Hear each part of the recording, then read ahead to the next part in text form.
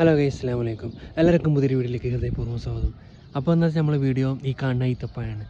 ഈത്തപ്പഴത്തിൻ്റെ അന്നത്തെ വീഡിയോയിൽ മുന്നത്തെ ആഴ്ചയിൽ പൂവായിരുന്നു. ആ പൂവെന്ന് ചെറുതായിട്ട് നമ്മൾ കുരുമുളകിൻ്റെ അത്ര വലുപ്പമല്ല ഉണ്ടായിരുന്നു. അപ്പോൾ കാപ്പിക്കുരിൻ്റെ അത്ര വലുപ്പമായിക്കണം ഈത്തപ്പഴം.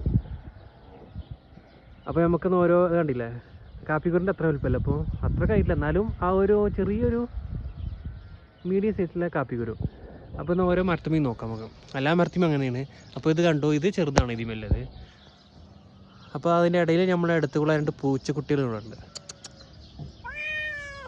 രണ്ട് പൂച്ചകളാണ് പിറകെ നടക്കുന്നത്. നേരത്തെ കണ്ട മരത്തുമ്മ കുറച്ചുള്ളൂ കേട്ടോ, ഇത് കുറച്ചും കൂടി അധികം ഉണ്ട് ഇതിമ. പക്ഷെ ഇത് മേലക്കല്ലത്. ഇനി അടുത്ത മരം പോയി നോക്കാം. ഈ ഈത്തപ്പഴ മരത്തുമ്മ മാത്രം കുറച്ച് കേടാത്തതുകൊണ്ട് ഇതിപ്പോഴും ഈ ഒരു വലുപ്പത്തിലായിട്ടുള്ളതുണ്ടല്ലോ, ചെറുത് നമ്മളെ കുരുമുളകിൻ്റെ അത്ര ഉള്ളത്, ചെറിയ പീസ്. അടുത്തൊരു മരത്തുമ്മത്തെ കാഴ്ചയാണ്. പക്ഷേ ഇത് കുറച്ചും കൂടി വലുപ്പമാണ്, അത് മേലക്കാണത്. പക്ഷെ മരത്രേ ഉള്ളൂ, ഇതുണ്ടല്ലോ ചെറിയൊരു മരമാണിത്. അത്രയേ ഉള്ളൂ മരം. ഈ മരത്തുമ്മേന് ഒരുപാട് പൂവില്ലത്. അതുപോലെ തന്നെ ഇതും കണ്ടോ, ഇത് ചെറിയൊരു മരം, നമ്മളെ തോളിൻ്റെ അത്ര ഉണ്ടാവുള്ളൂ മരം. അത് മേണ് ഇത്രയും തോന്നെ ഈത്തപ്പഴങ്ങൾ. ആദ്യം പൂവായിരുന്നു, പൂവിന്ന് ഇങ്ങനെ. പൂവിൻ്റെ വീഡിയോ കാണാൻ താല്പര്യം ഉണ്ടെങ്കിൽ നമ്മുടെ ചാനലിൽ കയറി നോക്കിയാൽ മതി, ആ പൂവിൻ്റെ കാണും.